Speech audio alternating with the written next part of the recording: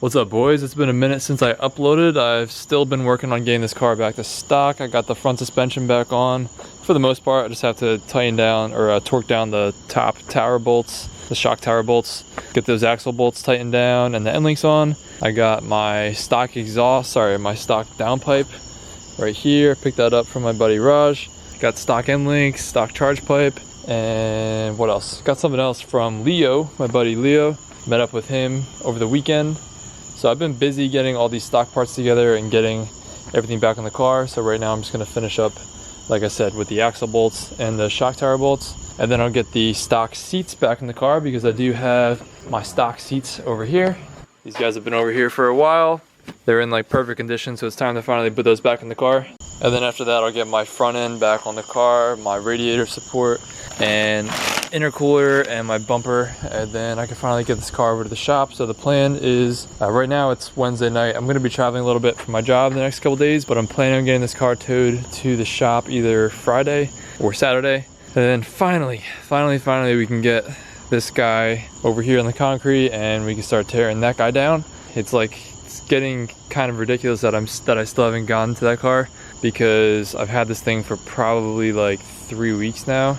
And I thought that this thing was going to be gone 2 weeks ago, but this whole process has taken a little bit longer, especially since I decided to part the car out instead of, I decided to put it to stock instead of just getting it put back together the way it was. So as I'm getting the suspension back together, the other car that I'm looking at getting, so if you guys know what car I've been looking at, don't spoil it for everyone else. Not that there's going to be that many people watching this video anyway.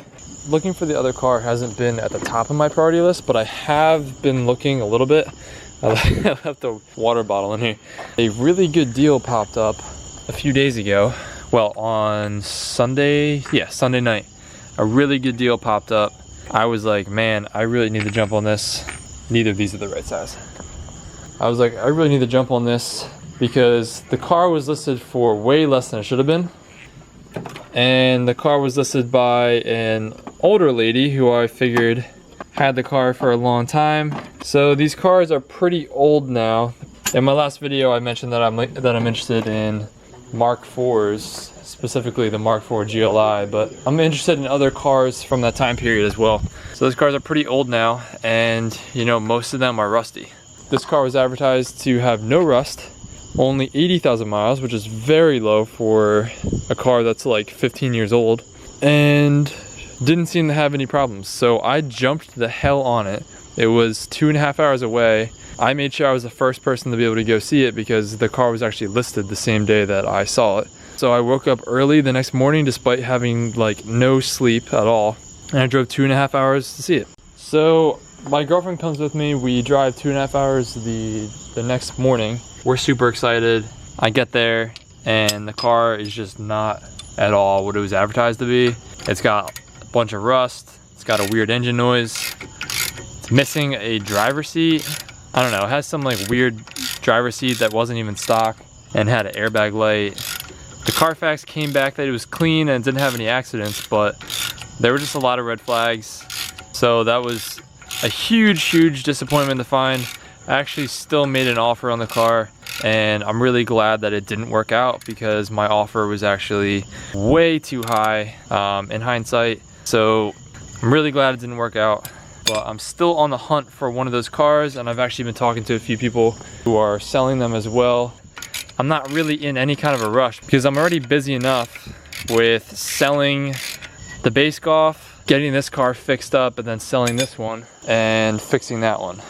So this other car that I buy, I'm looking to buy it just in good running shape, no issues, no urgent issues whatsoever, just something that I can enjoy for a while, and then I can mod it down the road.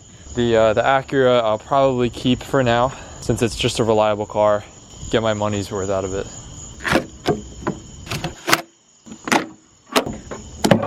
So yeah, I do know that I currently have a lot on my plate, but I do really want to make moves on buying one of these cars because they're getting harder and harder to find, and I really want to own one. But yeah, I'm really dying to work on the 2.5 Golf R because that thing's just going to be absurd. I really can't wait to start working on that thing. And it does bother me that it's been sitting here for like 3 weeks. I mean, I ordered a steering wheel for that car, and I was like, basically I was worried that the steering wheel wouldn't be here when the car is ready to drive, and that it would actually like hold me up. But that steering wheel is probably like halfway done already, and I didn't even touch the car yet. All right, so I gave all these bolts their 90-degree stretch. So I've seen people do it both ways, where they wait to do that until the car's on the ground, put the full weight on it. I think that's actually how I did it last time. This time I did it without the strut loaded.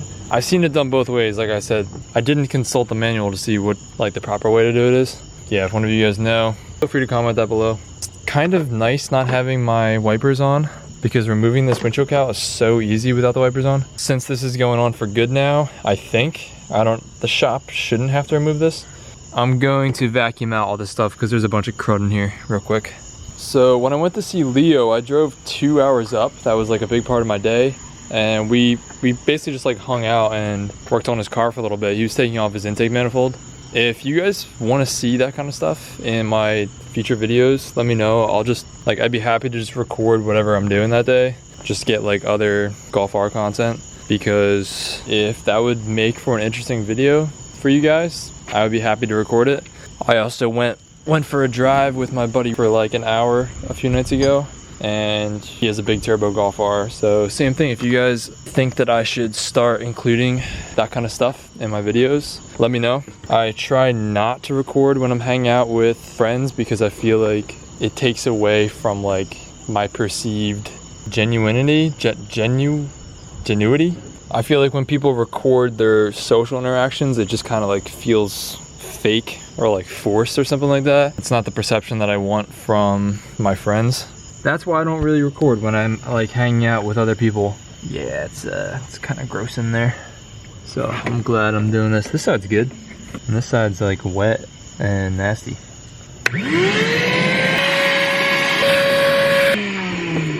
Yeah, actually when I was at Leo's, I actually wasn't able to get his end links off, because I got one of them off, but the driver's side one, it broke because there's like this little triple square piece that you have to counter hold in the rod. So like you can't get the nut off unless you have a triple square in there counter holding.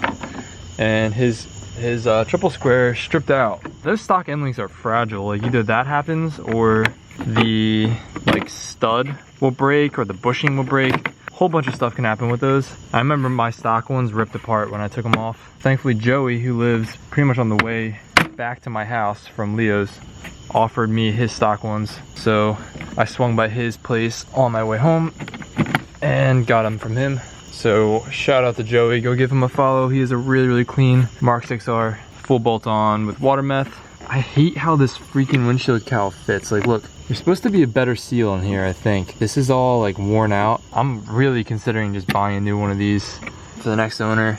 It just looks horrible. Look at that. Ever since I took it out the first time, it's been like that, I think. Because this guy's been out a bunch of times. Because you gotta take this out when you're doing a turbo install, because you need to take this firewall piece off right here to get room to stick the turbo between the head and, you know, the firewall. So this puppy's been out probably like, I don't know, 7 times. But she'll be in there for good now unless I replace it. All right, my battery's running really low, so I'm probably gonna finish up a couple more steps and then I'll go grab a new battery and we'll be back. I'm running back out here because I'm scared that the skunk is gonna run in there. Got this skunk in this yard that's always out here this time of the night. I do not want that thing in the garage. All right, so windshield cow's back on. So let's drag that loud MFer out here. You already know what I'm talking about. These things, what is up with these things? Why are they so loud? This one's way louder once you get it onto this concrete over here. It's not that bad on that side right there. You know what? I probably shouldn't let the carb down yet because I don't have the sway bar end links on, and that's gonna be a pain to do. I'm gonna have to bring the car back up and take the wheels back off to do that, so might as well just do it right now. So let me go grab those out of my Acura. Hopefully the skunk doesn't make any moves while I'm gone. All right, so I got 3 sway bar end links because Joey gave me 2, and I have 1 from Leo. So I got plenty of sway bar end links. Got an extra one now. Dog bone mount, that's what Leo gave me. And Gave me a stock clutch line too. I did need that, and stock charge pipe. So again, shout out to Leo and Joey. You guys are the homies.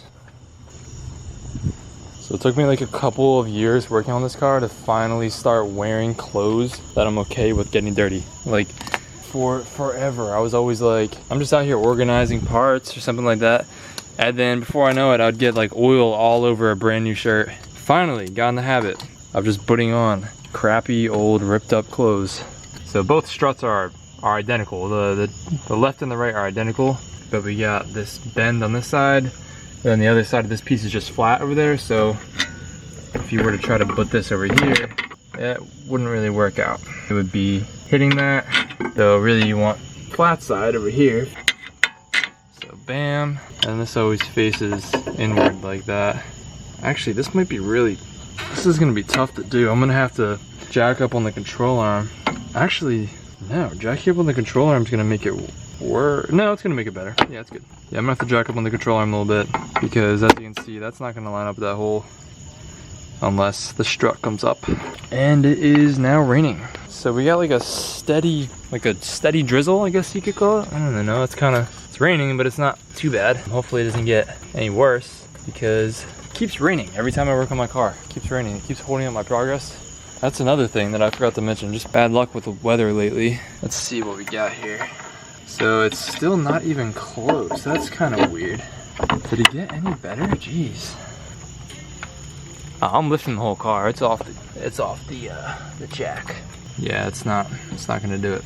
So yeah, not really sure how to get these stock sway bar links on.